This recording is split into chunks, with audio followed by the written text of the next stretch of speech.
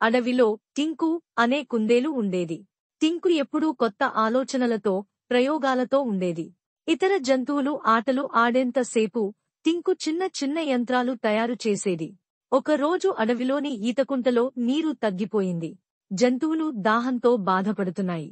పులి, ఏనుగు, జిరాఫీ ఎవ్వరూ సమస్యకి పరిష్కారం అనుకోలేకపోయారు. టింకు ఒక చిన్న యంత్రం తయారు చేసింది. అది గాలి నుంచి తేమను సేకరించి నీటిగా మార్చే పరికరం.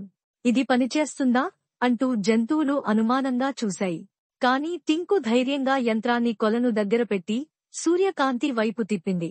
కొద్దిసేపటికే చిన్న చుక్కలుగా నీరు వచ్చి కుంటలో చేరింది. పరికరం రోజంతా పనిచేసి కుంట నిండిపోయింది.